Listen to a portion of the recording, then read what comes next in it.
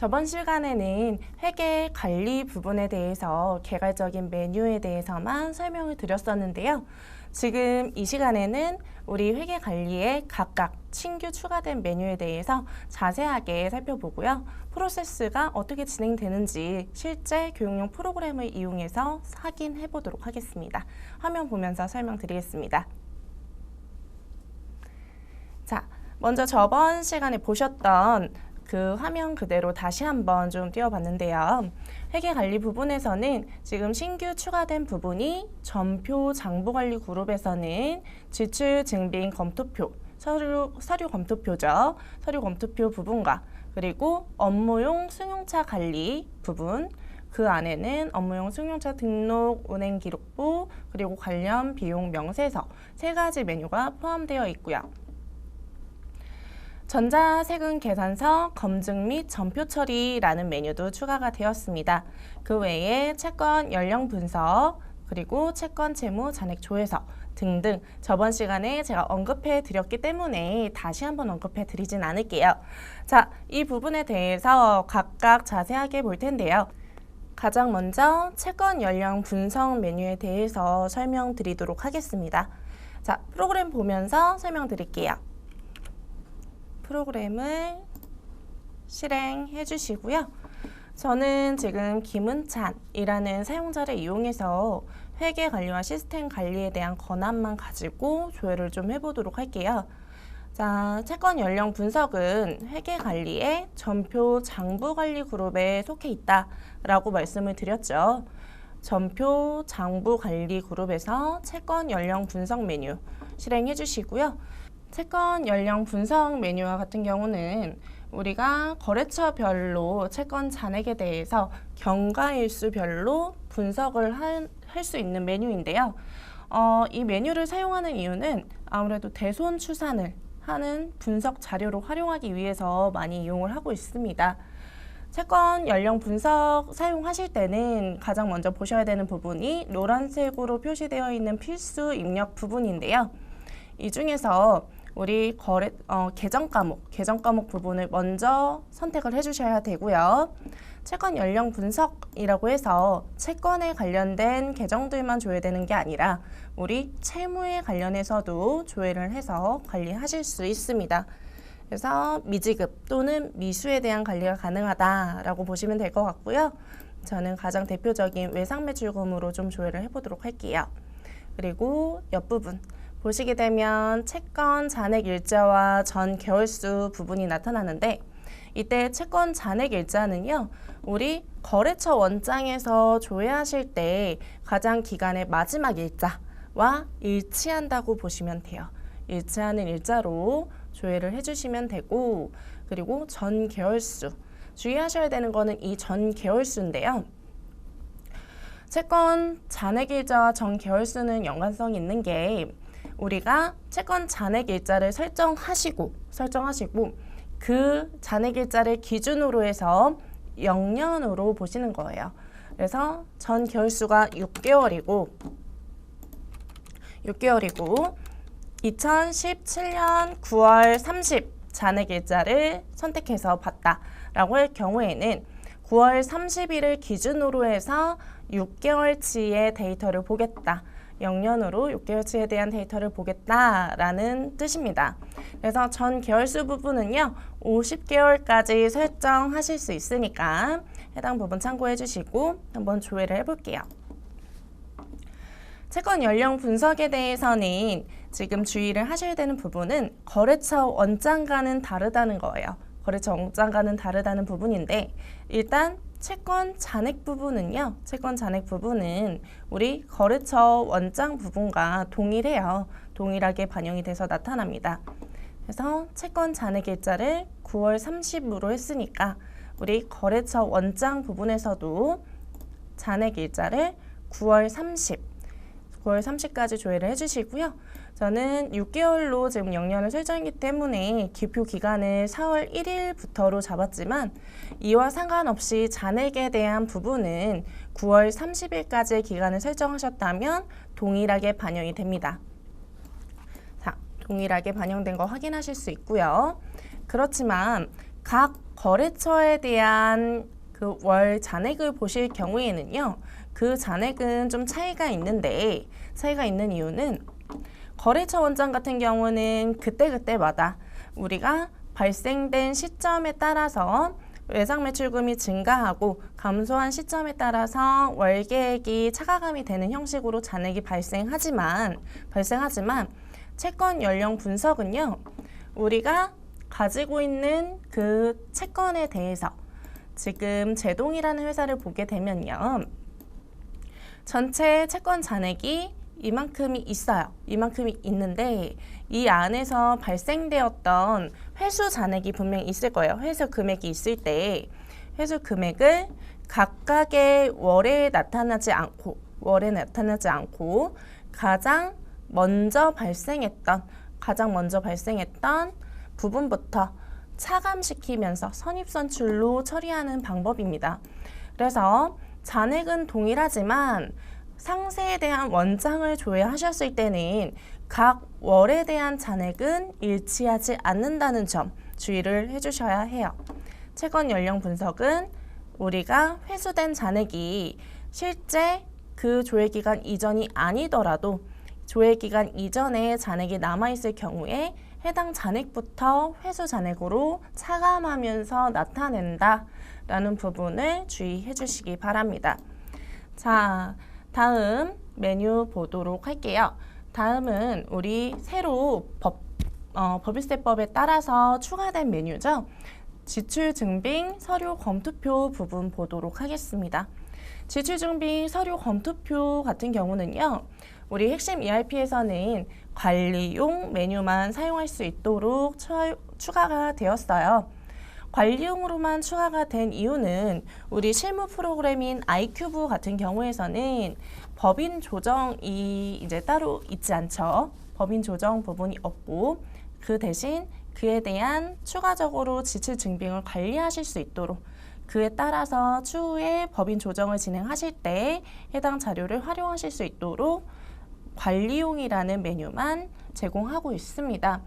그래서 지출증빙 서류 검토표 부분은요, 우리 법인세법에 따라서 시행령 제 158조죠. 제 158조 6항에 따라 직전 사업연도에 대한 수익 금액이 20억 원에 해당하는 이상에 해당하는 부분에 따라서 우리 지출증빙 서류를 수취함으로써 법인은 2017년 1월 1일 이후에 개시하는 사업연도부터는 반드시 지출증빙 서류 합계표를 작성해서 보관해야 한다라는 부분으로 인해서 우리 지출증빙 서류 검토표를 반드시 작성을 하셔야 되게끔 변경이 됐어요. 근데 이 지출증빙 서류 검토표라는 메뉴만 봤을 때는요, 어떻게 관리를 하셔야 되냐면 가장 먼저 지출증빙이라는 것이 이제 우리 각각에 대한 계정별로 관리가 되셔야겠죠. 계정별로 관리가 돼야 되기 때문에 회계관리에서 기초정보관리 안에 있는 계정 과목 등록 부분에서 각각의 우리가 증빙을 관리해야 되는 부분, 저는 좀 많이 사용하는 판관비 부분을 보면서 설명을 드릴게요. 판관비가 아니더라도 다 나타나지만 판관비 부분을 보면서 설명을 드리면요, 이렇게 계정 과목을 선택하시고 우측을 보시게 되면 증빙 필수 입력 여부라는 부분이 있습니다. 이 부분을 이용해서 우리가 보험료를 이용할 때, 보험료라는 계정이 들어간 분계를 작성할 경우에는 반드시 증빙을 필수로 선택하고 넘어갈 수 있도록, 반영할 수 있도록 설정을 이전에, 얘가 처음 시작하기 이전에 전표를 입력하기 전에 등록을 해주셔야 합니다. 등록해 주시고, 그리고 보험료 같은 경우에는 지금 비용이니까 차변 필수로만 설정을 해주시면 되겠죠. 그 외에 자산이라든지 그 외 다른 계정에 대해서 설정하실 경우에는 차대변 선택을 필수로 변경을 하시거나 또는 선택적으로 해당하는 부분은 우리가 증빙을 넣을 때도 있고 넣지 않을 때도 있다라고 하는 부분이 있다면 그 부분에 대해서는 선택을 해주셔야 합니다. 이 과정이 전표를 입력하기 전에 실행이 되어야지만 우리가 전표를 등록할 때 증빙 입력 부분을 누락하지 않고 진행할 수 있겠죠. 이때 계정 과목별로 이렇게 하나씩 선택을 해서 등록을 하시는 방법도 있지만 일괄 설정이라는 부분을 보시면요. 일괄 설정이라는 부분에서 작업 부분을 6번으로 선택을 하시게 되면 해당하는 계정 그룹을 선택하시고 저는 판매비와 관리비를 선택했다 라고 한다면 그 판매비와 관리비에 해당하는 계정 과목에 대해서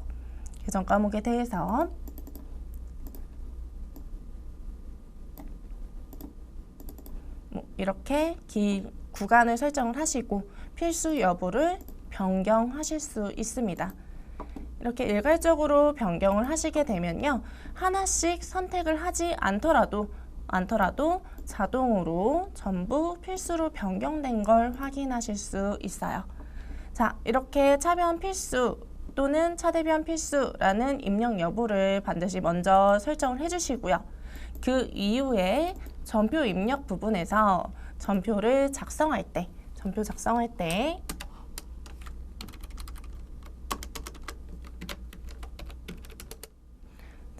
이렇게 복리후생비를 만약 작성을 한다 라고 가정한다면 증빙 부분에서 우린 반드시 해당하는 증빙, 복리후생비를 지금 사용하고 복리후생비로 반영됐을 때 어떠한 증빙이 들어갔는지를 선택해 주셔야 합니다.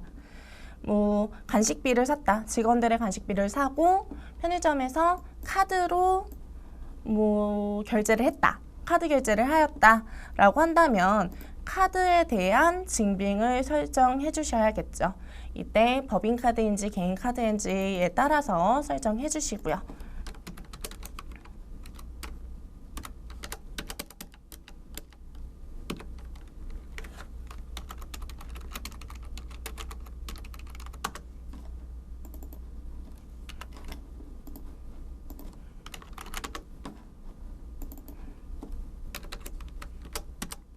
네, 이런 형식으로 입력을 해주셔야 합니다.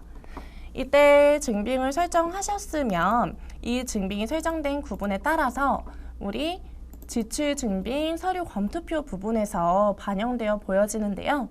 지금 제가 전표 입력에 9월 20 날짜로 입력을 했죠. 입력을 한 부분에 따라서 기표 기간을 설정해서 보신다면 20 날짜로 보시면 우리가 사용한 구분, 복리후생비라는 구분에서 우리 신용카드 사용분 등을 확인하실 수 있는데요. 자, 이때 먼저 여기 보시게 되면은 상세 내역에서 9월 20에 적격 증빙이 차이 난다 라고 나타나는 걸 보실 수 있어요. 집계에서 보셨을 때 우리가 전표 입력을 할 때 BC카드에 대한 증빙 여부를 설정을 했는데도 증빙 서류 검토표에서 차이로 발생하는 경우는요. 증빙 설정에 대한 부분이 되어 있지 않기 때문이에요. 증빙 설정 부분이 되어 있지 않으면 우리가 전표 입력에서 증빙을 선택을 해서 입력을 해두더라도 지출 증빙 서류 검토표에서는 연결되는 증빙이 없기 때문에 해당 부분들은 전부 다 차이 금액으로 발생합니다. 그러니까 지출 증빙 검토표를 확인하실 때는요. 반드시 증빙 설정 부분을 봐주셔야 하고요. 그 증빙 설정이라는 툴바 바로 옆에 보시면 계정 설정이라는 부분이 있어요. 이 계정 설정이라는 부분은요. 우리 지출증빙 서류 검토표라는 부분이 법인세에 반영이 되는 지출증빙 서류 합계표에 반영되는 부분이죠. 그렇기 때문에 우리 표준 대차대조표, 표준 손익계산서 등에 대한 표준 재무제표명이 반드시 필요합니다. 그래서 그 표준 재무제표 과목명이 설정되어 있는지를 확인하실 수 있는데요. 이 부분은 우리 교육용 프로그램인 핵심 ERP 부분에서는 전부 고정되어 있기 때문에 수정하실 수는 없어요. 수정하실 수 없으니까 참고만 해주시면 될 것 같고요. 실제 실무 프로그램에서는 표준 재무제표에 대한 과목을 설정을 해주시고 그 이후에 증빙 설정 부분에서 우리가 사용하고자 하는 증빙 부분 이렇게 설정을 해주셔야 합니다. 반드시 해주셔야 해요. 그래서 이렇게 증빙이 설정되지 않은 건이 있다라고 한다면 해당하는 부분들은 전부 다 차이로 반영이 되고요. 차이로 반영이 돼서 그 차이 금액에 대한 부분을 확인해 주셔야 합니다. 자, 증빙 설정을 하고 다시 한번 집계를 조회를 해보면 제가 아까 2만 원에 대한 복리후생비 부분이 차이로 발생했던 게 이제는 법인으로 신용카드 부분에 나타나는 걸 보실 수 있죠. 그래서 이 부분을 반드시 주의를 해주시고요. 그리고 차이로 발생하는 부분 주의하셔야 되는데 이때 영수증으로 만약에 사용을 하시는 경우가 있을 수도 있겠죠. 영수증 같은 경우에도 증빙 설정 부분에서 우리가 수취제 대상이라든지 이런 형식의 증빙을 추가해 두실 수 있는데요. 이렇게 추가를 해 두신 상태에서 우리 영수증을 받고 3만 원 초과가 되는 거래를 했다라고 한번 입력을 해 볼게요. 원래 3만 원 초과가 될 경우에는 적격 증빙으로 이제 신용카드 부분이 아니면 반영하시면 안 되죠. 이때 증빙을 설정해서 해당 부분은 비워두도록 할게요. 자, 제외 대상 부분은 비워두고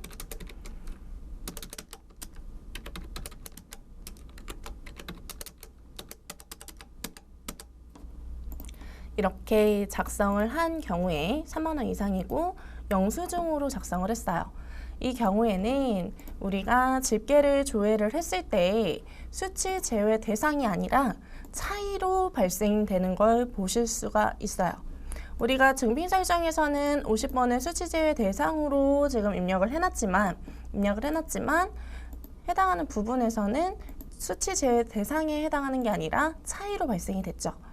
이 부분은요, 왜 그런 거냐면 우리가 영수증을 받고 3만 원을 초과하게끔 발생된 경우에는 반드시 제외 대상 내역이 어떠한 것으로 되어 있는지 제외 대상 내역 구분을 등록을 해주셔야 되는데 전표를 입력할 때 제가 등록을 하지 않았죠. 자, 다시 한번 보여드릴게요.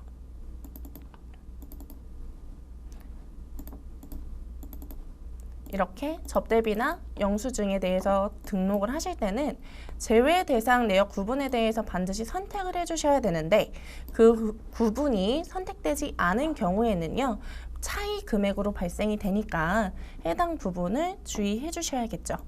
만약 제가 이 부분에 대해서 송금 명세서 제출분이다 라는 제외 대상에 대한 내역 구분을 넣었다면 확인을 하고 다시 한번 조회를 해볼게요. 그러면 차이 부분이 제외되면서 수치 제외 대상 부분으로 금액이 합산되는 것을 보실 수 있습니다. 이렇게 반드시 영수증 부분에서 3만 원 초과인 경우에는 우리 제외 구분은 필수로 등록을 해주셔야 합니다. 그렇지 않으면 차이 금액이 발생한다 라는 점 주의를 해주시기 바랍니다. 자, 지출 증빙 서류 검토표 부분을 확인을 해봤고요. 다음은 우리 업무용 승용차 관리 부분을 한번 볼 텐데요. 업무용 승용차 관리 부분은 메뉴를 보여드리기 전에 먼저 프로세스를 좀 보여드릴게요. 화면을 보시면요. 업무용 승용차에 대한 프로세스 부분이 나타나는데요. 업무용 승용차 같은 경우에는 가장 먼저 우리가 고정자산 등록이 되어 있는 우리 법인 차량이라면 고정자산 등록을 하셔야겠죠. 고정자산 등록을 한 차량 운반구이거나 또는 업무용 승용차 차량 등록에서 등록을 먼저 진행을 하셔야 하고요.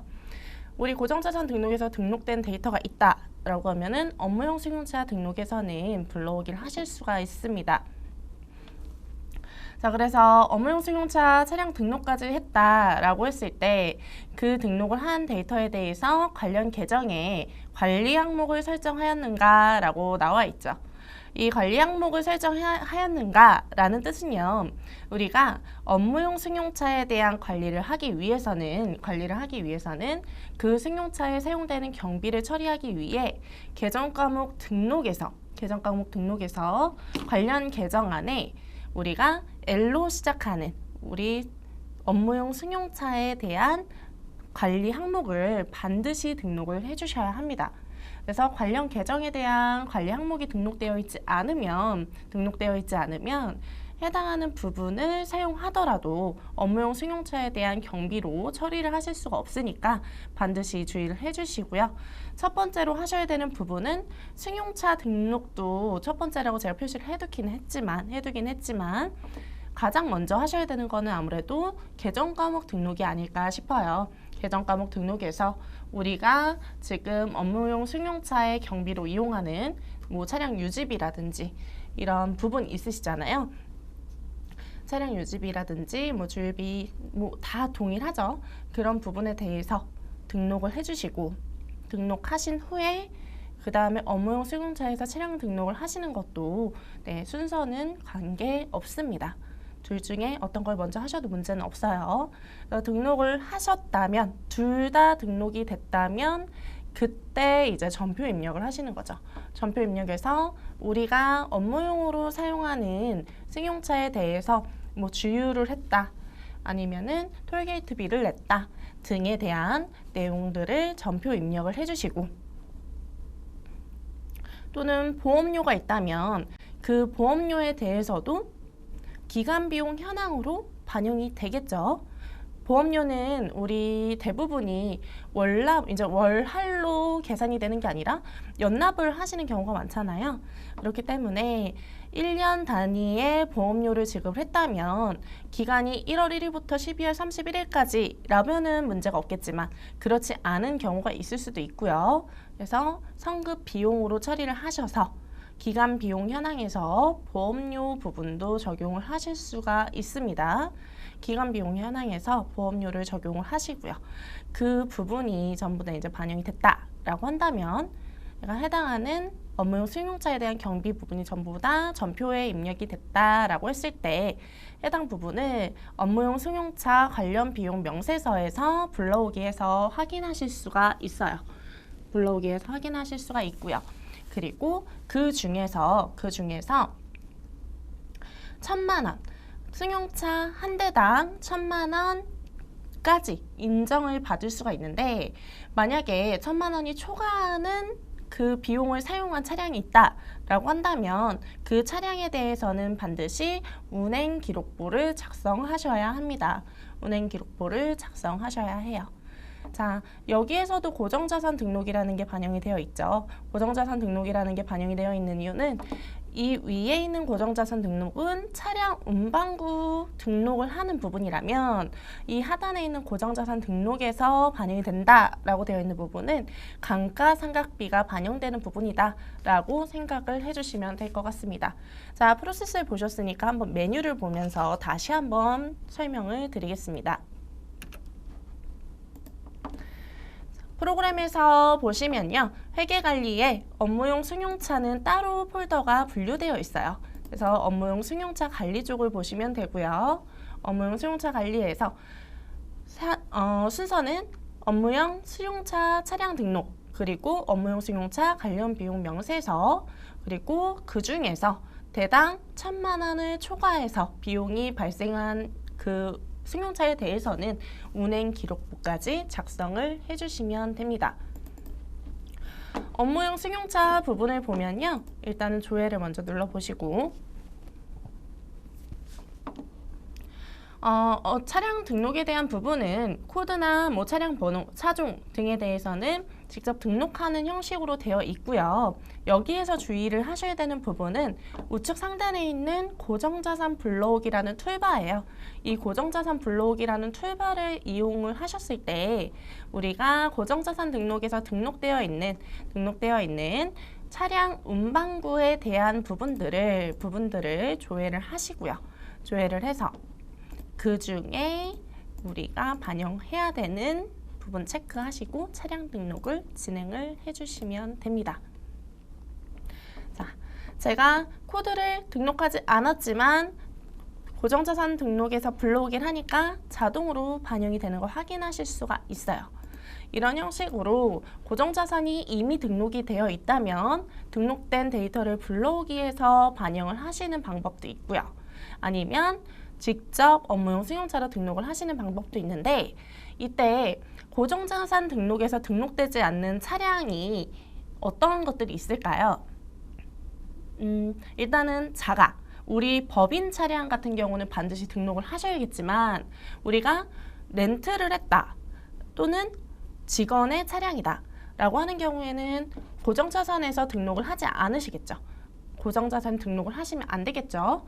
그러니까 직접 등록을 하셔야 되는데, 이때 직접 등록을 하셨을 때 그 구분을, 이게 어떠한 지금 법인 차량인지 아니면 직원의 개인 차량인지 또는 리스 렌트 차량인지에 대해서 구분하시는 부분이 바로 임차 구분입니다. 임차 구분은 반드시 선택을 해주셔야 해요. 반드시 선택을 해주시고 직원 명의 차량인지 리스인지 렌트인지 자가인지에 따라서 꼭 선택을 해주시기 바랍니다. 그러면 이 구분에 따라서 우리가 또 적용되는 기준 자체도 변경이 될 수 있기 때문에 반드시 선택해 주셔야겠죠. 만약에 법인 차량인 경우에는 우리가 업무용 전용 자동차 보험을 가입을 해야 되기 때문에 자가로 되어 있는 경우에는 보험에 대한 여부 체크를 해주시고 해당하는 보험회사와 보험 기간도 함께 적용해 주셔야 합니다. 그러면 보험이 적용되는 그 법인 차량에 대해서는 보험료도 함께 관리가 되겠죠. 보험료 관리도 함께 됩니다. 그리고 그 바로 위에 있는 경비 구분도 반드시 선택을 해주셔야지만 그 해당하는 비용이 어디에서 사용되는 비용인지 어느 유형으로 이용되는 건지를 확인하실 수 있겠죠. 반드시 유형도 선택해 주시기 바랍니다. 자, 그리고 사용 구분에는 일반 업무용인지 출퇴근용인지에 대해서 선택을 해주시고요. 업무용으로 반영이 되어 있는 부분에 대해서 업무용 승용차에 대한 명세서 작성용이기 때문에 우리가 아무래도 일반 업무용에 대한 부분이 중요하겠죠. 이거는 반드시 사용 구분, 임차 구분, 그리고 임차 구분이 법인 자가일 경우에는 보험 여부 부분 선택을 하고 등록해 주시기 바랍니다. 그리고 고정자산이 등록된 자가인 경우에도 위에 고정자산을 선택을 해주시거나 또는 고정자산 불러오기를 통해서 코드를 등록하는 방법 주의해 주시기 바랍니다. 첫 번째, 이 차량 등록만 하시면, 차량 등록만 정확하게 해주신다면 우리가 개정 과목 등록에서 관련 항목이 다 추가되어 있다라는 가정하에 명세서 작성은 어려운 게 없습니다. 일단은 우리가 차량 등록을 했으니까 그러면 이 차량에 사용되는 경비가 업무용 승용차에 대한 경비로 사용이 됐다라는 걸 확인하기 위해서 우리는 개정 과목 등록에서 경비로 사용되는, 저는 판매비와 관리비 쪽을 볼게요. 판매비와 관리비 쪽에서 일단은 차량 유지비를 보겠습니다. 차량 유지비. 이렇게 차량 유지비로 관리되는 부분에 대해서 우리 관리 항목이 추가가 돼야 되는데요. 이때 관리 항목은요, 어떤 형식의 항목이 추가가 되어야 되냐면, 자, 우리 시스템 관리 쪽에서 기초 정보 관리안에 보시면 관리 내역 등록이라는 메뉴가 있어요. 이 관리 내역 등록이라는 메뉴에서 조회 구분을 회계로 변경하셔서 보시면 여기에 관리 항목 등록을 하실 수 있게끔 나타나 있습니다. 관리 항목 등록을 할 수 있도록 반영이 되어 있는데, 이때 관리 항목 등록에서 L로 시작하는 코드를 생성을 하시고요. L로 시작하는 코드를 생성을 하시고, 이 항목명은 업무용 승용차 항목명은 다른 명으로 변경하셔도 무관합니다. 근데 이때 구분을 주의해 주셔야 돼요.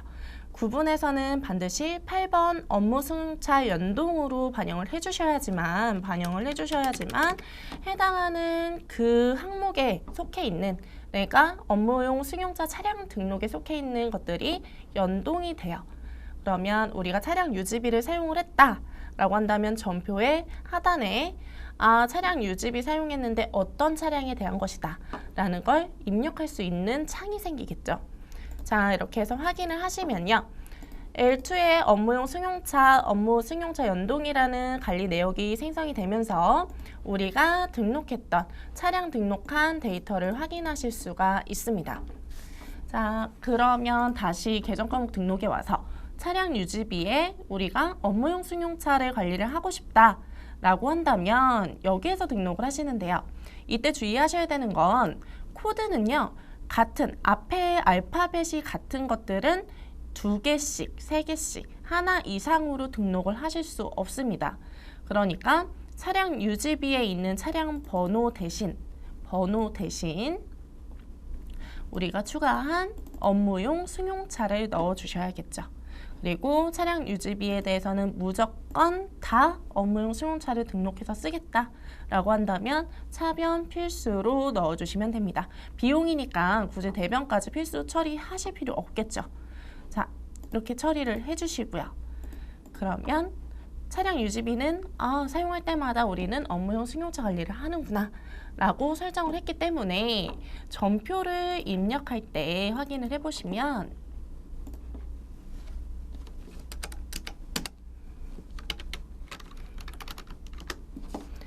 차량 유지비 중에서도 800번대 차량 유지비를 선택을 하게 되면 하단에 지금 보여지시나요? 금액을 적지 않았지만 하단에 보이시는 것처럼 업무용 승용차라는 관리 항목이 활성화가 되어 있고요. 필수로 입력할 수 있도록 노란색으로 나타나는 걸 보실 수 있습니다. 그러면 여기서 F2 코드 도움을 하시면요. 이렇게 우리가 업무용 승용차 차량 등록에서 등록한 건들이 나타나는 걸 확인하실 수 있어요. 그러면 우리가 차량 유지비 지금 금액이 좀 많죠. 20만 원에 대해서 업무용 승용차 중에 소나티라고 되어 있는 차량에 사용을 했다. 수리비로 사용을 했다. 또는 주유비로 사용을 했다. 라고 사용 등록을 해주실 수 있겠죠. 이때 카드로 결제했다 라고 한다면 이런 형식으로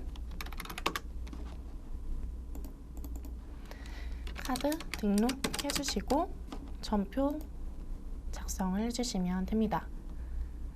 자, 이렇게 해서 승인된 전표가 있다 라고 한다면 해당하는 전표는 우리가 업무용 승용차 관련돼서 연동을 시켜놨기 때문에 업무용 승용차 관련 비용 명세서에 전표 날짜대로 조회를 하시게 되면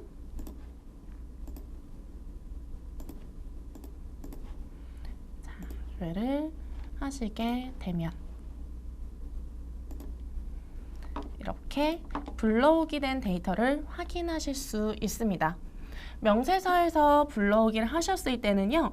일단은 코드는 업무용 차량 등록에서 업무용 승용차 차량 등록에서 등록한 차량 번호 전부 다 반영이 돼서 나타나고 그 중에서 우리가 전표 입력한 데이터는 이렇게 옆에 업무용 승용차 관련 비용 쪽에서 확인을 하실 수가 있습니다. 그래서 이 부분을 보시게 되면 지금 감가상각비라는 부분이 자동으로 조회되는 걸 확인하실 수 있는데요. 이 감가상각비가 자동으로 조회되는 이유는 우리 업무용 승용차 차량 등록할 때 고정자산 불러오기 하셨죠? 고정자산 불러오기를 했다는 거는 이미 고정자산 등록이 되어 있는 건이다. 고정자산 등록이 되어 있다는 건 차량 운반부에 대한 감가상각비 관리가 되고 있다 라고 보시면 되겠죠. 그래서 해당하는 감가상각비까지도 명세서에 반영되는 걸 확인하실 수 있습니다. 명세서에 반영된 걸 확인하실 수가 있어요. 자, 이때 우리가 명세서 쪽에서는 지금 제가 전표에 대한 데이터를 보여드리기 위해서 불러오기 툴바를 이용해서 확인을 했는데요. 이때 옆에 보시면은 계정 설정이라는 부분이 있어요. 계정 설정이라는 툴바를 클릭해서 보시면 우리가 각각의 비용 중에서 어떠한 계정 코드를 이용했을 때 그 금액들을 취합해서 가져올 건지 불러오게 할 것인지에 대해서 등록할 수 있도록 되어 있습니다. 그래서 혹시라도 우리가 사용하는 경비 구분이 조회되지 않는다 라고 한다면 해당하는 코드명에 해당하는 게 있다면 코드에서 등록을 해주시면 될 것 같고요. 아니면 기타 부분에서 계정 코드를 등록해서 합산해서 관련 비용을 보시면 됩니다. 자, 이렇게 관련 비용 확인하실 수가 있고요. 관련 비용 확인을 하시고, 그리고 전표 내역 부분은 우리가 명세서에서도 지금 조회를 해봤지만 전표가 입력됐던 날짜 기준으로 조회를 하시게 되면은 각각의 차량 번호별로 상세한 전표 내용이 확인이 됩니다. 전표 내용을 확인하실 수가 있어요. 그래서 하단에 전체에 해당하는 차량에 대한 비용이 쭉 조회가 되고 그에 대한 합계가 조회되겠죠. 그럼 기표 기간을 1년 단위로 사용을 하신다면 1년 동안에 사용한 비용 전체의 합계를 확인하실 수 있습니다. 자, 그 옆에 탭 보시면 송금 불산입 계산이라고 있어요. 이 송금 불산입 계산 같은 경우에는요, 우리가 명세서에서 조회했던 기간에 따라서만 그 조회가 가능한 부분인데, 일단은 우리 조회했던 기간 9월 20날짜로 하루만 조회를 했었죠.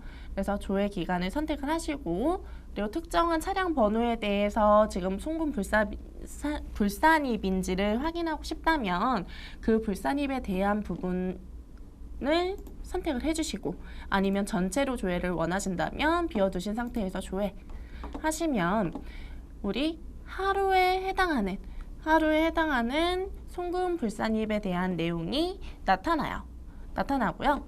여기에서 이제 주의하셔야 되는 부분은 바로 12개월 예상 조회.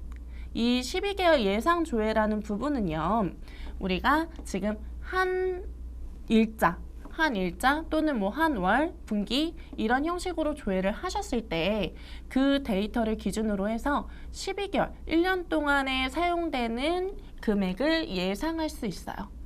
예상할 수 있습니다. 그러면 여기에서 이렇게 체크를 하시고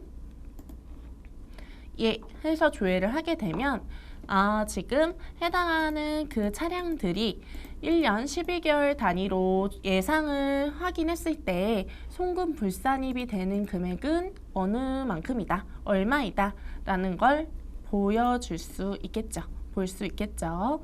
그래서 해당하는 비용들 다시 한번 확인을 해주시고요. 혹시 업무 사용 금액인데 업무외로 되어 있는 부분이 있다 라고 한다면 다시 한번 우리가 차량에 대한 정보라든지 아니면 그 외에 계정 과목 부분에 대해서 추가가 되어 있지는 않은지, 관리 항목이 누락되어 있지는 않은지, 또는 우리 업무용 승용차 관련 비용 명세서에 있는 명세서 탭에서 계정 설정이 되어 있지는 않은지 다시 한번 확인을 해주셔야 합니다.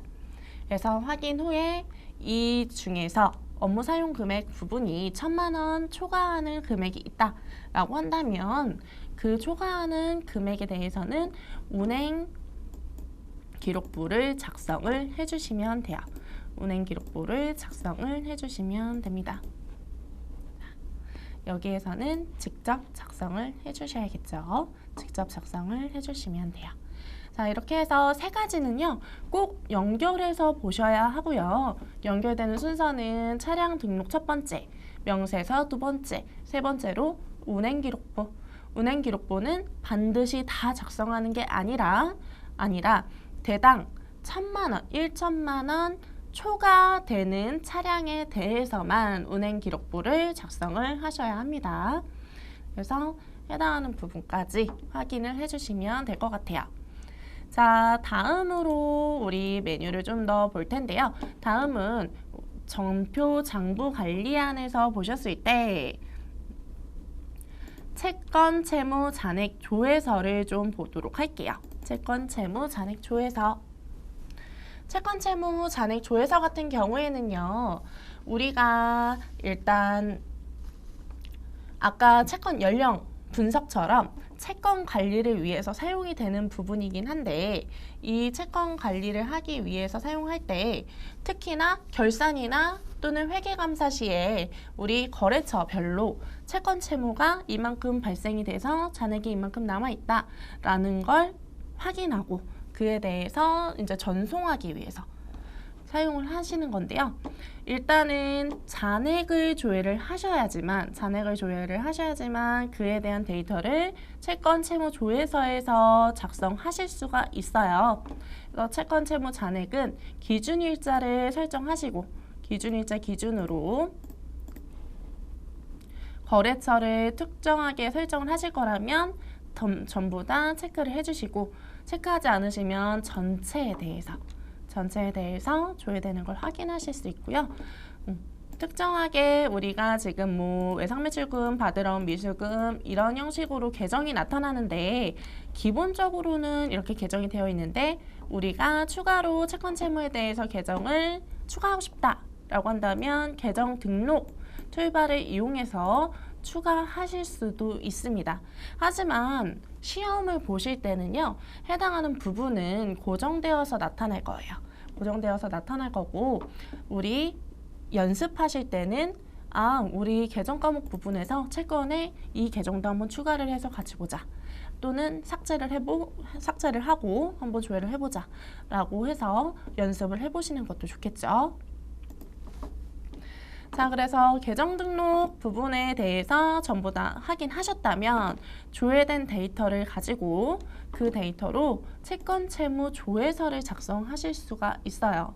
그래서 여러 개에 대한 이제 여러 거래처에 대해서 채권 채무 잔액에 대해서 전부 한 번에 조회를 했다면 이 조회된 데이터로 조회서를 작성을 하시는데요. 이때 노란색으로 되어 있는 부분은 필수 입력값인데 이 중에 발행 차수라고 되어 있는 부분은요. 제가 이미 눌러버렸죠. 발행 차수라고 되어 있는 부분은 조회서 작성이라는 툴바를 이용해서 차수를 추가해 주셔야지만 사용하실 수가 있습니다. 그래서 조회서를 작성해 주시고 작성 사유에는 뭐 감사 자료 제출용 이런 형식의 데이터 입력해 주시고 그리고 추가적으로 일부 거래처에 대해서만 조회해서 보낼 거다라고 한다면 아까 우리 채권 채무 잔액에서 조회하시는 조건하고 똑같아요. 조건하고 동일하게 입력해 주시고요. 하단 부분도 동일하게 보실 수 있습니다. 그래서 작성 눌러주시면 차수가 생성이 되고요. 그리고 그 바로 아래에 있는 라벨 인쇄 기준이라는 부분이 있는데요. 이 라벨 인쇄 기준 같은 경우도 툴바를 통해서 반드시 작성을 해두셔야지만 조회서를 조회하실 수가 있어요. 발행을 하실 수가 있습니다.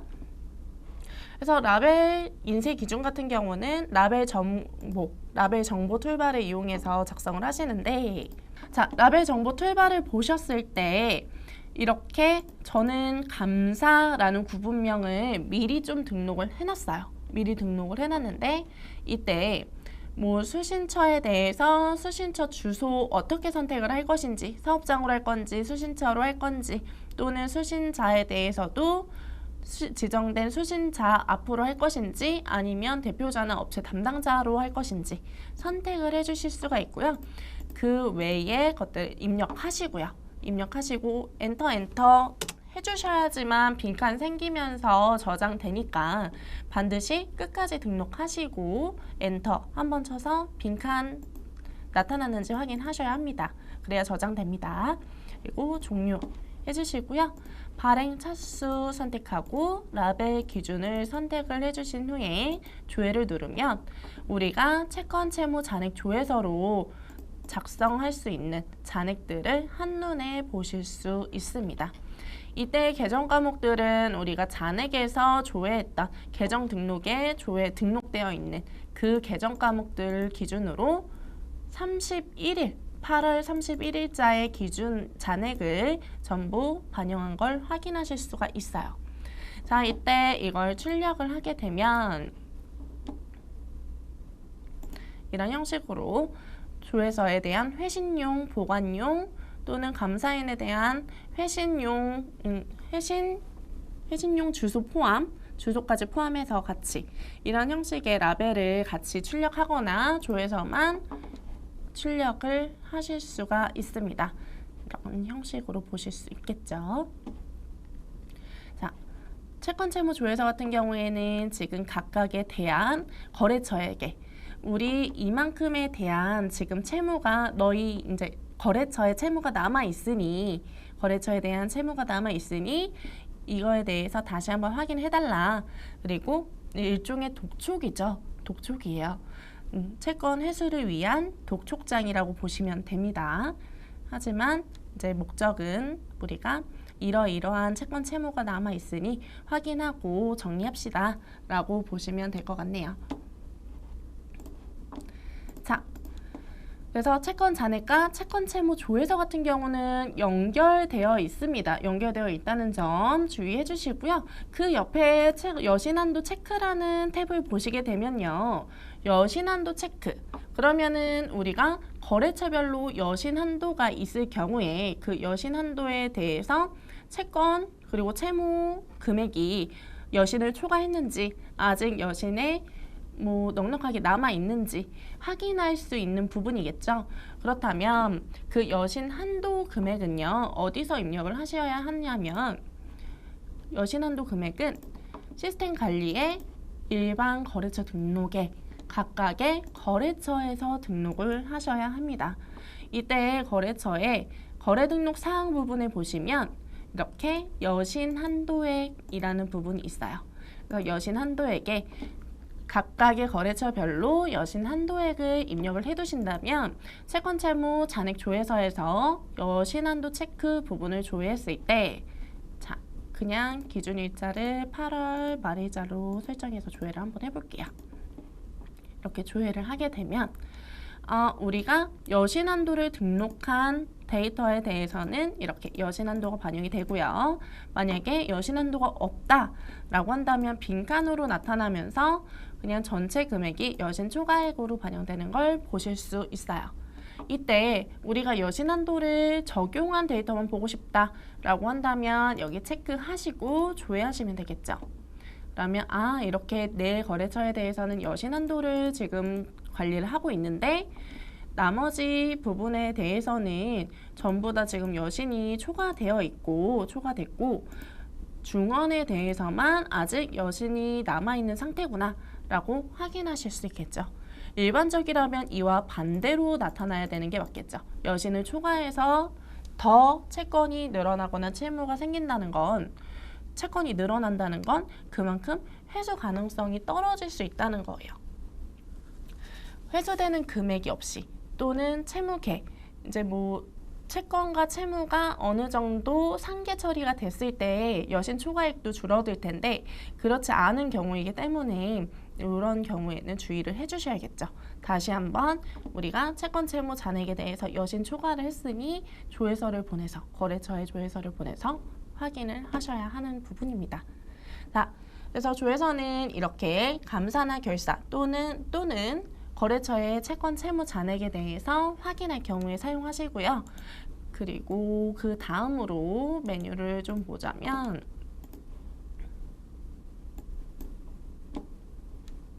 채권 채무 잔액 조회서는 이렇게 사용을 하시면 되고요. 다음 메뉴를 좀 볼게요. 다음은 계정별 변동 추이 분석을 한번 보도록 하겠습니다. 계정별 변동 추이 분석 같은 경우는요. 우리가 지금 계정 과목별로 월별로 봤을 때 발생 금액이나 또는 잔액 기준으로 조회를 해서 확인하실 수도 있고요. 확인하실 수도 있고 잔액 기준, 발생 기준으로 확인을 하실 수도 있고 그리고 특정한 기간을 설정해서 그 기간이 전년에는 해당하는 금액이 얼만큼 있었는지 해당하는 계정 과목이 얼만큼의 금액이 있었는데 현재는 어느 만큼의 금액이 있는지에 대해서 확인하고 비교하실 수 있는 메뉴입니다. 그래서 발생 기준 대비, 이제 발생 기준 전년 대비라는 툴바를 보시게 되면 기간과 계정 과목을 설정하셨을 때 단기와 정기 그리고 그에 대한 증가액을 확인하실 수 있도록 반영된 걸 확인하실 수 있어요. 자, 그래서 세 가지 탭에 대해서 한번 확인을 해보시기 바랍니다. 자, 다음 메뉴는요. 주요 계정 증감 현황 보도록 할게요. 주요 계정 증감 현황이라는 메뉴는 우리가 계정별 원장이나 거래처 원장 같은 경우에는요. 관리 항목에 대해서 한 가지에 대한 관리 항목만 설정해서 보실 수 있다면 우리 이 주요 계정 증감 현황 같은 경우는 계정별 성격에 맞는 관리 항목을 설정을 하셨을 때 주요 계정에 대한 증감 현황을 한 번에 여러 가지를 이제 구분 코드를 선택해서 보실 수 있다는 장점이 있습니다. 그래서 해당 메뉴는 계정에 대한 일정한 성격에 대한 제한성이 없고요. 뭐 자산, 부채, 자본 등에 대해서 모든 계정을 한 번에 조회하셔서 그룹화할 수 있다라는 장점을 가지고 있는 메뉴로 우리 거래처 원장이나 계정별 원장에서 조회하고 싶은 구분이 찾을 수가 없다라고 했을 때는 주요 계정 증감 현황에서 계정 등록 툴바를 이용해서 계정 구분을 직접 등록을 해주시는 거예요. 등록을 하시고 그에 속하는 계정 코드들을 넣어주신다면 그 기준을 가지고 조회를 하실 수 있습니다. 조회하실 수 있어요. 자, 다음 보도록 할게요. 다음은 이제 우리 정표 장부관리 쪽에서는 마지막 메뉴인데요. 정표 장부관리의 전자세금계산서 검증 및 전표 처리 메뉴 보도록 하겠습니다. 전자세금계산서 검증 및 전표 처리라는 메뉴는요. 이 메뉴는 단순하게 간단하게 보면은 국세청에 있는 자료, 이세로 자료겠죠. 이세로 전자세금계산서 자료에 대해서 우리 핵심 ERP, 아이큐브 프로그램에 작성된 전자세금 계산서와 차이가 있는지를 확인하는 게 주 목적이긴 합니다만 그렇지만 그 외에도 우리가 국세청 자료가 조회가 되는데 국세청 자료가 있는데 그 자료 외에 자, 요걸 한번 보여드리면서 설명을 드릴게요. 자, 지금 국세청 자료를 조회를 했을 때 쭉 보면요. 국세청 자료에는 이러한 데이터들이 전부 세금계산서가 반영이 됐다라고 나타나고 있어요. 하지만 전표 여부를 봤을 때 부로 나타나면요. 해당하는 데이터는 전자세금계산서로 신고는 되었으나 우리 핵심 ERP 프로그램에는 전표로 등록되어 있지 않다라는 부분이에요. 그러면 차이가 생긴다면 우리가 핵심 ERP 프로그램에서 부가세 신고서를 작성하시고 그리고 세금계산서 합계표를 작성했을 때 차이가 발생하겠죠. 이 부로 되어 있는 만큼 신고된 데이터와 차이가 발생할 수 있습니다. 그 차이 나는 데이터에 대해서도 전표 전송을 하실 수 있어요. 전표 전송을 하실 수 있고요. 전표 전송을 하실 때는요. 우리 국세청 자료 탭에서만 전표 발행하실 수가 있으니까 주의하시고요. 부로 되어 있는 데이터 중에서 조회 이제 체크하시고 전송하고자 하는 데이터를 체크하고 상단에 전표 발행을 이용해서 전송을 해주시면 되고요. 자, 이렇게 전표 발행 눌렀을 때 사업장과 구분 그리고 세무 구분, 거래처 등에 대해서 전부 조회가 되니까 다시 한번 확인을 해주시고 이때 제일 중요한 거는 전표 유형과 기본 계정 부분이겠죠. 기본 계정 그리고 상대 계정 부분이 정확하게 되어 있는지 다시 확인을 해주시면 됩니다. 이때 우리 전표 등록을 할 때는요, 전표에 대한 이 계정 과목을 등록할 때는 직접 선택해서도 등록을 하실 수도 있지만 하단에 우리 분계 설정을 통해서 자동으로 등록될 수 있도록 뭐 현금인지 외상거래인지 그 외에 혼합해서 가장 많이 사용하는 거래가 있다면 그 거래를 선택을 해놨을 때 기본 적용의 체크값에 따라서 자동으로 반영되거나 또는 외상거래 이렇게 전표 유형 부분을 선택해서 다른 유형으로 변경을 하실 수도 있습니다. 변경을 하실 수도 있어요. 이 부분 확인해 주시고요. 여기에서도 중빙 구분이 나타나는 걸 보실 수가 있는데요. 우리 아까 지출 중빙에 대한 검토표 보셨잖아요.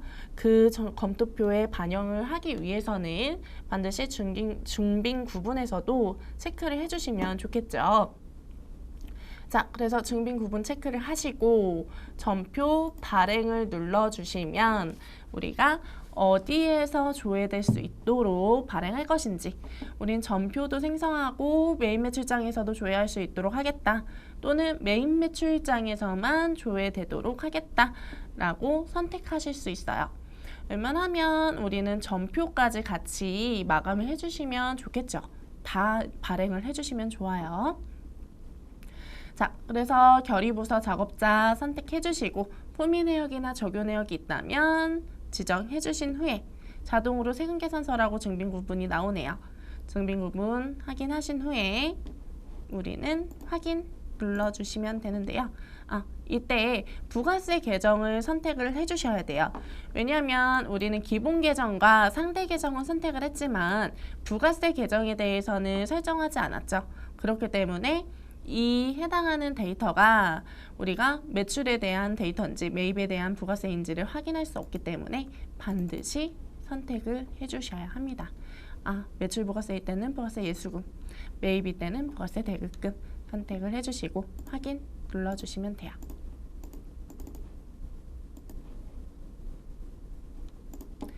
자, 이렇게 전송을 했다면 이제 닫기 누르고 다시 조회를 하시면요.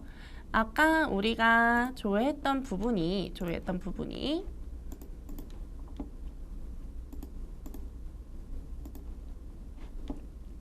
여기 있네요. 이렇게 전송 처리된 걸 확인하실 수가 있고요. 근데 전송만 하시면 안 돼요. 왜냐하면 우리가 전표 입력을 한 데이터는 승인권자이거나 수정권자인 경우에는 자동으로 승인 처리가 되죠. 직접 입력을 하신다면. 하지만 우리가 전표 발행을 통해서 반영을 한 전표는요, 미결로 처리되기 때문에 반드시 승인 처리를 해주셔야지만 부가세 신고서와 세금계산서 합계표에 반영이 되니까 꼭 전표 승인 해제를 통해서 승인을 해주시기 바랍니다. 자, 이렇게 승인이 됐죠. 승인이 됐다면 세금계산서 합계표를 조회를 했을 때, 지금 현재 1월 31일이죠. 그러면 1분기겠죠. 1분기의 데이터로 조회를 했을 때 해당하는 데이터가 SAT 이렇게 저장된 걸 확인하실 수가 있고요. 그리고 만약에 승인이 안 됐다, 승인이 미결 상태이다 라고 한다면, 자, 해제했죠. 자, 이렇게 미결 상태이다 라고 한다면 다시 한번 불러오기를 했을 때 지금 전표 발행했던 데이터가 조회되지 않는 걸 확인하실 수 있습니다. 그러니까 미결, 승인 구분 반드시 확인해 주셔야 돼요. 우리가 전표에 대해서 국세청에는 있는데 전표에는 없네? 그럼 전표 발행만 하면 끝이 아닙니다. 반드시 승인 처리해 주시는 거 잊지 마시고요. 자, 이로 인해서 우리가 차이나는 데이터를 잡을 수 있어요. 그리고 추가적으로 확인하실 수 있는 부분이 있는데요. 바로 이런 부분이죠. 지금 여기 보시면요. 작성일자는 1월 31일이에요. 근데 발급일자가 2월 11일이죠. 2월 11일이에요. 그리고 전송일자는 당연히 이 길이니까 그 다음 날로 반영이 됐어요. 그러면 우리가 10일까지 발급을 해야 되잖아요. 2월 10일까지 발급을 해야 돼요. 지금 전표 발행했던 데이터처럼. 근데 이렇게 반영이 되었다라고 한다면 전송이 지연된 거죠. 그래서 매출 세금계산서, 전자세금계산서에 대한 가산세가 발생됩니다. 그래서 지연 가산세가 발생이 되기 때문에 이러한 전송일자가 지연된 부분들은 전자세금계산서 검증 및 전표 처리 메뉴를 이용해서 확인하시고요. 이 확인한 데이터를 가지고 가산세를 산출하실 수가 있어요. 우리 실무 프로그램인 아이큐브 프로그램에서는 자동으로 가산세가 계산이 되지만 우리 ERP, 핵심 ERP 프로그램에서는 직접 확인을 하셔서 가산세를 산출하셔야겠죠. 그래서 이 부분 주의해 주시기 바랍니다. 지금 몇 가지 있어요. 그러면은 이런 것들에 대해서 각 분기별로 계산을 하신다면 각 예정, 확정에 대한 가산세 산출하실 수 있겠죠. 네, 이 부분 참고해 주시기 바랍니다. 그리고 그 외에 이제 매출이나 매입 같은 경우는요, 우리가 매출에 대한 데이터만 확인을 하고 싶은데 이 매출 데이터가 우리 아이큐브에 등록이 되어 있는 데이터인지 아닌지, 아니면 아이큐브엔 없고 이세로에만 등록이 되어 있는 데이터는 아닌지를 확인하실 수 있습니다. 지금 같은 경우는 아이큐브에만 있죠. 네, 이런 형식으로 우리가 전송까지 되었는지를 한 번 더 체크를 하실 수 있는 메뉴예요. 자, 전자세금 계산서 검증 및 전표 처리 메뉴 보셨고요.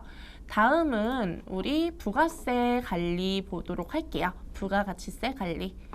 부가가치세 관리 쪽에서는 아무래도 신고 서식이다 보니까 반드시 그 서식에 맞게끔 작성을 하시는 게 좀 중요한데요.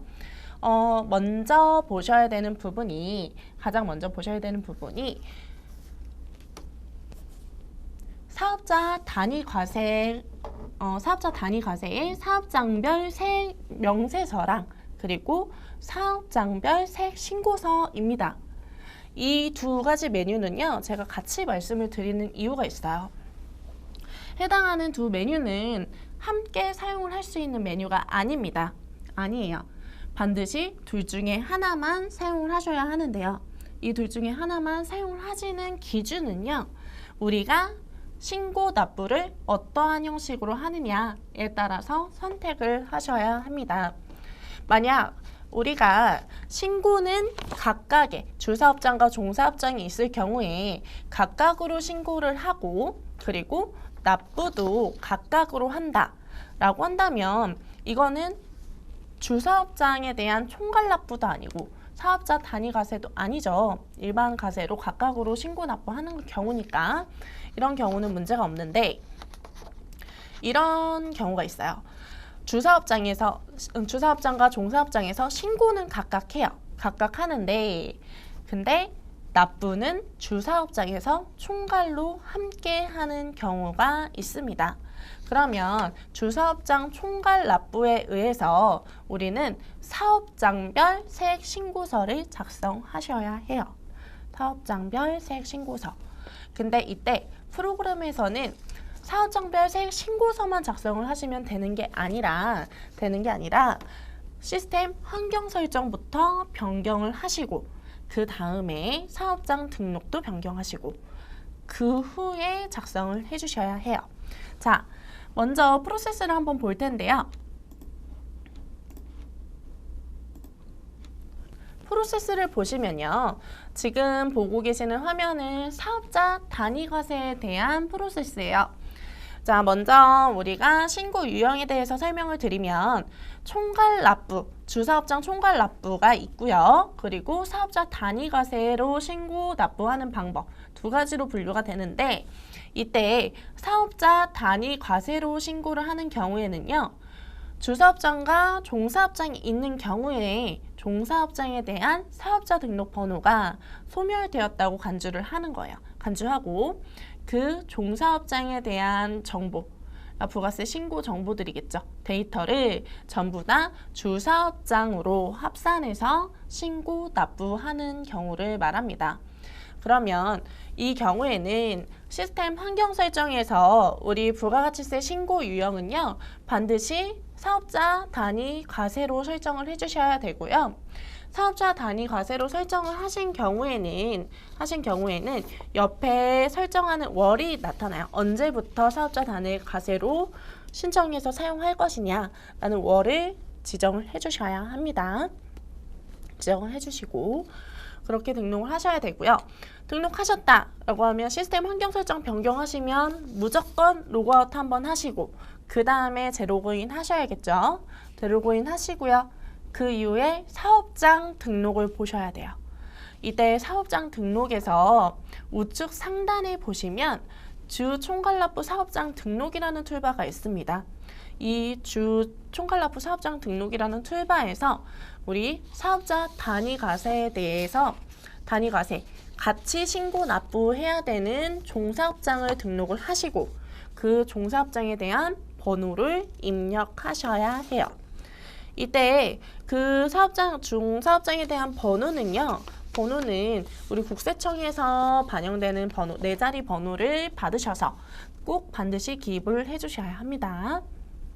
그래야만 추후에 우리가 부가세 데이터를 작성을 했을 때, 전표를 입력하고 매매주장을 작성을 했을 때 그 데이터가 합산되어서 부가세 신고서에 반영이 됩니다. 주의를 해주셔야 되고요. 자, 그러면 우리 종사업장 입력까지 했어요. 입력까지 했다면 전표 입력하시면 되겠죠. 각각의 사업장별로 전표 입력하시면 돼요. 전표 입력하시고요. 다 입력하고 부가세 신고 기간이 왔어요. 그러면 신고서를 작성하시기 이전에 아니면 신고서 작성하시면서 같이 하셔도 돼요. 신고서를 작성하시기 이전에 우리 사업자 단위과세 사업장별 세액 명세서에서 주 사업장과 종사업장에 대한 데이터를 적용해 주셔야 해요. 적용을 해주시고 이때 불러오기를 이용해서 반영하시려면 부가세 신고서 데이터가 먼저 조회가 되어 있어야 하니까 저는 순서를 부가세 신고서를 먼저 조회를 하시고 그리고 나머지 부가세 신고서를 조회를 하셨을 때 여러 항목에 대한 검토가 필요하잖아요. 과세라든지 영세라든지 또는 불공이라든지 등등등 이런 검토가 전부 다 끝난 상태에서 저장 한번 하시고 그 다음에 사업자 단위과세 사업장별 세액 명세서를 불러오기 하셔야 될 것 같아요. 그렇게 순서대로 적용을 하시고 다시 부가세 신고서에 오셔서 신고서를 마감을 하면요. 신고서를 마감을 하면 사업자 단위 과세에 사업장별 세액 명세서가 첨부된 걸 확인하실 수 있습니다. 만약에 우리가 사업자 단위 과세로 설정을 했는데 사업자 단위 과세 세액 명세서를 작성을 하지 않았다라고 한다면 우리 전자신고 시에 실제 실무에서 전자신고 시에는 오류가 발생해요. 그러니까 반드시 작성을 하셔야 되는 거예요. 우리가 사업자 단위 과세로 신고를 하겠다라고 설정했기 때문에. 그렇다면 총괄납부 같은 경우는 어떻게 하냐 보면요. 이름만 다르죠. 지금 프로세스가 전부 다 똑같습니다. 똑같아요. 프로세스는 똑같이 가되 다른 점은 우리 시스템 환경 설정에서는 네, 죄송합니다. 여기 제가 수정을 못했네요. 사업자 단위과세 아니겠죠? 아니에요. 우리 총괄납부로 0번으로 설정을 해주셔야 하고요. 네, 요거는 수정할게요. 0번으로 설정을 해주시고요. 그리고 사업자 등록에서는요. 총괄납부 사업장 등록해 주시는데요. 이때는 주, 종, 사업장 등록을 해주셔야 돼요. 그러니까 결국에는 우리가 총괄납부를 하든 사업자 단위과세로 설정을 하든 어쨌든 신고 납부를 같이 하든 납부만 같이 하든 그 같이 해야 되는 종사업장에 대한 정보는 주 총괄납부 사업장 등록에서 반드시 등록이 되어 있어야 합니다. 등록이 되어 있어야 하고요. 그 이후에는 전표 입력하고 매매출장 입력하고 이 입력하는 데이터는 동일하겠죠. 동일하게 각 사업장별로 하시면 되고요. 하시면 되고 그 이후에 부가세 신고서를 작성하는데요. 이때 우리 총괄납부는 신고는 따로 납부는 같이 해요. 그러면 신고서는 사업장별로 각각 하셔야겠죠. 각각 하시고 그 이후에 사업장별 세액 신고서를 작성해서 납부할 세액만 합산해 주시면 됩니다. 합산하면 추후에 우리가 부가세 납부서를 출력할 때는 총괄납부로 하겠다라고 우리가 총괄납부 사업장 등록에 있는 주 총괄납부 사업장 등록 툴바에 등록된 종사업장에 대한 데이터까지 주사업장 거, 종사업장 거 플러스된 데이터로 납부서가 출력이 가능하겠죠. 자, 이래서 사업장별 세액신고서랑 사업자 단위과세의 사업장별 세액 명세서 두 가지 함께 작성하실 수는 없고요. 반드시 유형에 따라서 신고 유형에 따라서 변경해 주셔야 된다는 점 주의해 주시면 될 것 같습니다. 따로 메뉴는 보여드리지 않을게요.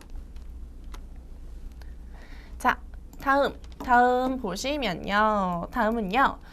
우리 부동산 임대공급가액 명세서 부분 보도록 할게요. 자, 부동산 임대공급가액 명세서 같은 경우는요. 우리 회사가 부동산에 대한 임대를 할 경우에 임대를 하고 있어요.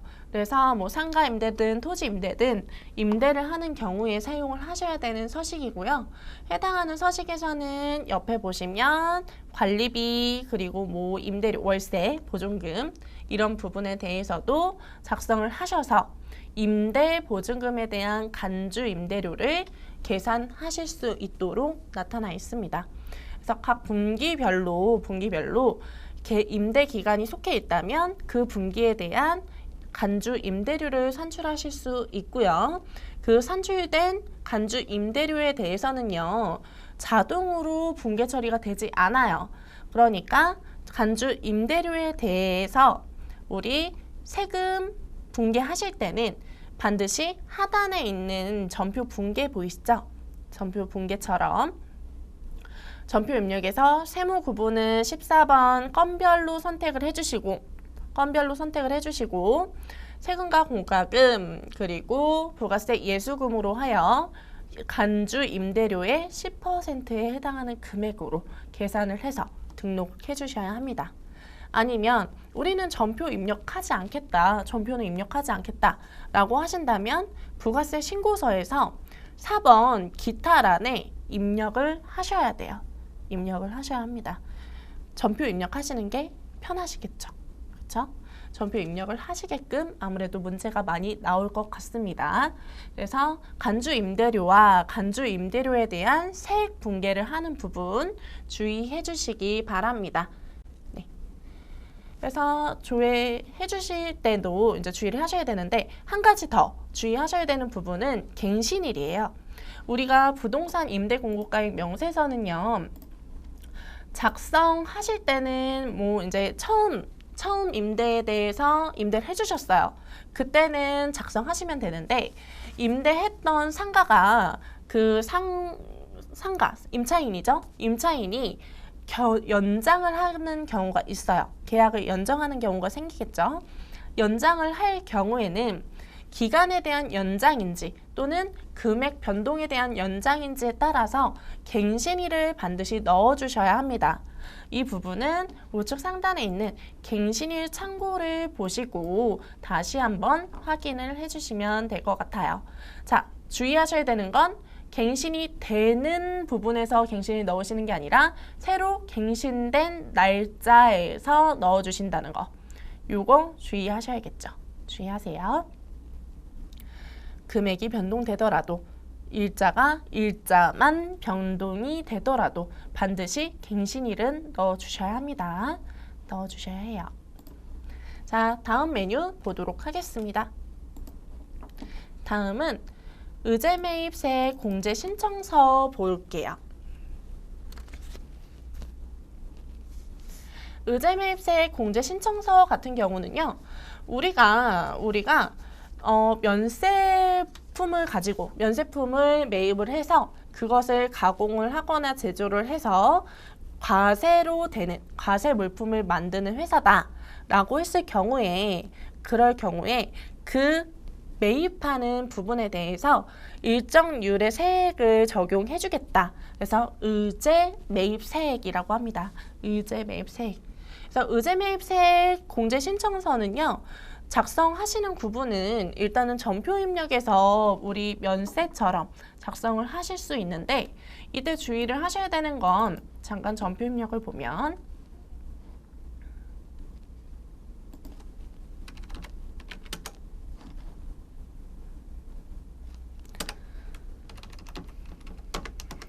자, 전표 입력을 보면요. 저는 좀 빠른 부가세를 이용해서 사용을 할게요. 매입 부가세에서 사용하실 때 여기에서 이제 주의를 하셔야 되는데 의제 매입은요. 의제 매입 등이 있고 그리고 면세 매입이 있어요. 이 두 가지는 어떤 차이가 있냐면 면세 매입 언제 사용하시죠? 면세 매입은 계산서가 발행됐을 때 사용하시는 거죠. 그렇죠?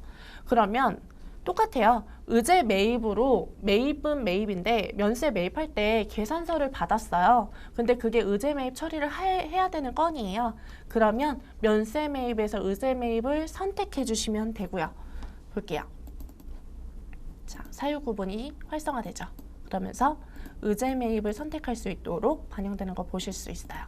자, 의제 매입을 선택해 주시면 되고요. 그러면 품목 수량 등을 등록하는 정보도 나타나고요.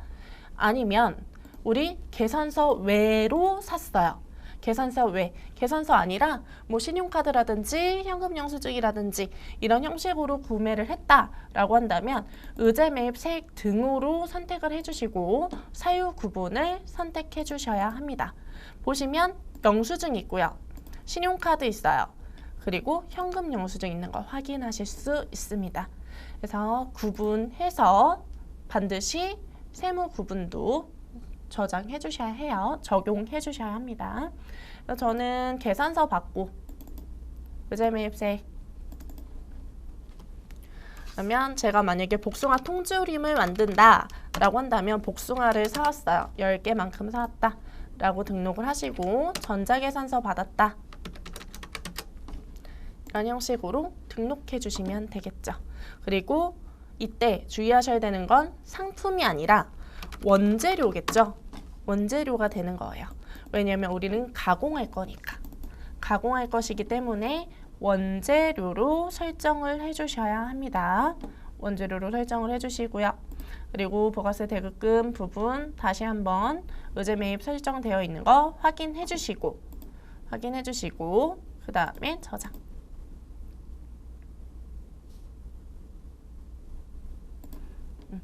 이렇게 등록을 해주셔야 해요. 이런 형식으로 등록이 되어 있고 매출 구분에 우리가 복숭아 통조림이 있다면 그 복숭아 통조림에 해당하는 매출을 가지고 매입세액을 정산하실 수가 있어요. 일단은 한번 볼게요. 의제 매입세액 부분에서 우리 매입 내역 부분 조회하실 때 불러오기 하시면요. 이렇게 우리가 등록했던 의제 매입세액으로 등록했던 부분 가져올 수 있어요. 가져올 수 있고요. 품명과 수량 같은 경우는 아까 제가 입력했죠. 의제 매입세액 선택했을 때 입력했던 것처럼 반영하시고 공제율은 우리가 업종에 따라서 차이가 있기 때문에 다시 한번 꼭 확인을 해주시기 바랍니다. 확인해 주시고요. 저는 104분의 4로 선택을 했습니다. 이렇게 등록을 하실 수 있는데 이때 주의하셔야 되는 건요. 지금 기간이 예정 기간이죠. 이 예정 기간에는 우리는 매입 내역만 입력하시면 해당하는 세액을 부가세 신고서에 반영하실 수 있어요. 근데 우리가 만약 확정 기간이다. 우리 4분기 2기 확정이다 라고 한다면요. 2기 확정 기간이다 라고 한다면 해당하는 기간에는요. 반드시 확정 기간에는 매입세액을 정산해 주셔야 합니다.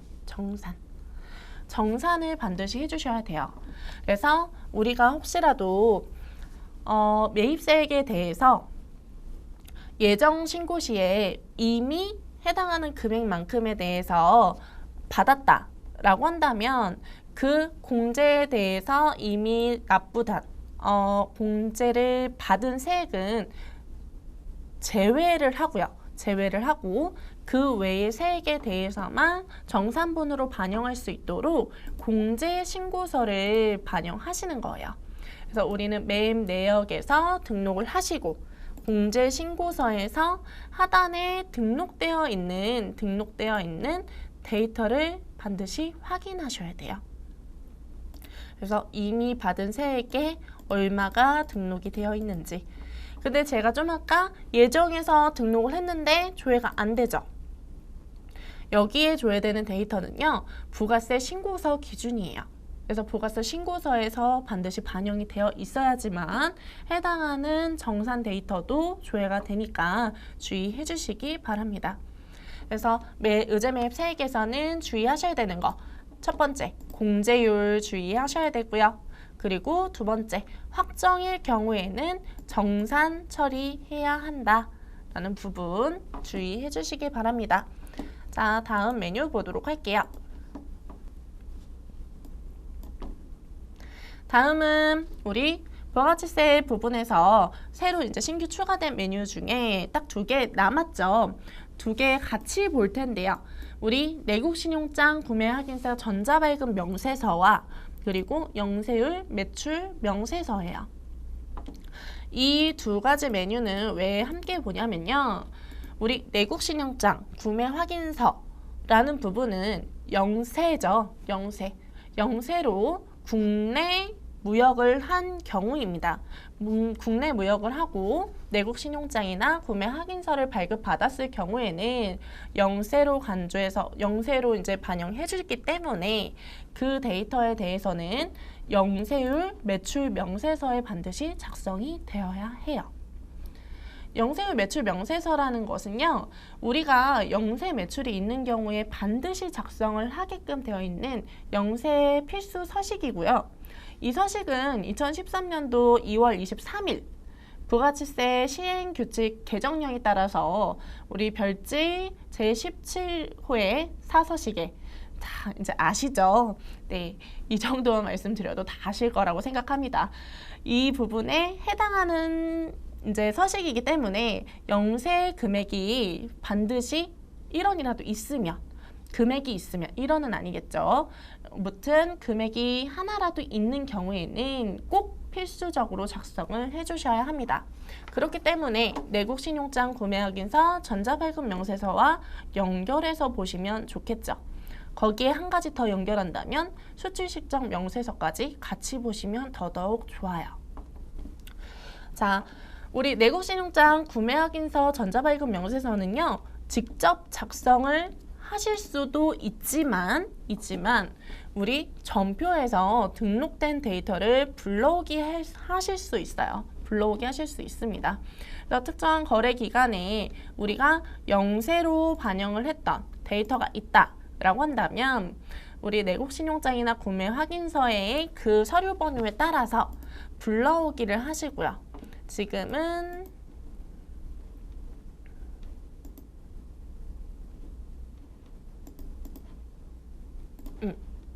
지금은 데이터가 없네요. 불러오기를 했을 때 데이터가 없죠. 지금은 데이터가 없고, 만약 제가 전표 입력해서 지금 3, 4분기에 9월 30일에 또 하나 입력을 해볼게요.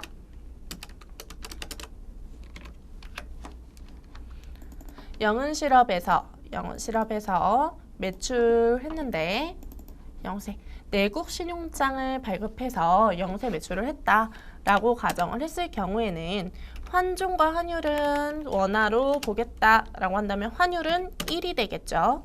외화금액 그대로 넣어주시고요. 이때 서류 번호를 등록을 하시면요. 자, 외상으로 했다라고 가정했을 때 등록하고 승인 처리를 하시면 해당하는 부분이 불러오기를 했을 때 이렇게 체크한 형식에 따라서 서류 번호가 자동으로 적용되는 걸 확인하실 수 있어요. 자, 이때 영세를 입력하실 때는요, 영세 매출은 반드시 다 영세 율 세금계산서 발행이 되는 건들이죠. 근데 그 중에서는 대부분이 내국신용장이나 구매 확인서에 따라서 영세 적용이 받는 경우가 많이 있기 때문에 이 부분을 서류 번호를 미리 등록을 해두신다면 편하게 내국신용장 구매 확인서를 작성하실 수 있겠죠. 그래서 내국신용장과 구매 확인서로 작성된 총 합 금액은요. 금액은 부가세 신고서에서 보셨을 때 부가세 신고서에서 영세율의 세금계산서 발급분하고도 일치할 거고요. 일치할 거고 그리고 여기에 합계 금액은 영세율 매출 명세서에서도 반영이 됩니다. 영세율 매출 명세서에서 같은 기간으로 조회를 하시면 내국신용장 구매 확인서에 의하여 공급하는 재화라는 부분의 금액으로 반영하실 수 있어요. 자, 자연스럽게 지금 영세율 매출 명세서로 넘어왔는데요. 영세율 매출 명세서 부분에서는 불러오기 버튼이 있는데 이 불러오기는요. 전체 금액을 다 불러올 수 있는 것은 아닙니다. 그래서 불러오기 버튼을 누르시게 되면요. 우리가 불러오기 서식을 설정한 항목에 따라서만 불러오기가 가능하고요. 지금 자세히는 안 보이실 수 있겠지만 이렇게 회색깔로 되어 있는 부분들은요. 불러오기 안 되는 항목들이에요. 그러니까 직접 수출 같은 경우에는 우리가 수출 실적 명세서로 불러오기 하실 수 있겠죠. 내국신용장 같은 경우에는 이렇게 반영을 해주시면 색깔이 변경이 되면서 이 부분에 대해서는 금액을 해당하는 서식에서 각각 불러오기에서 반영할 수 있구나 라고 확인하실 수 있습니다. 그래서 이렇게 불러온 금액은 내국신용장 구매확인서 전자발급 명세서와 그리고 수출시점 명세서의 금액이 있다면 그 수출시점 명세서 금액까지 반영하고 그 총 합계는요. 부가세 신고서에서 영세율의 합계와 일치하여야 합니다. 일치하여야 해요. 그래서 반드시 세 가지 함께 확인하시는 거 잊지 말고 체크해 주시기 바랍니다. 자, 여기까지 우리 신규 추가된 메뉴에 대해서 좀 확인해 봤는데요. 이제는 이 메뉴들을 가지고 신규 유형으로 반영된 예제 문제를 한번 보도록 하겠습니다.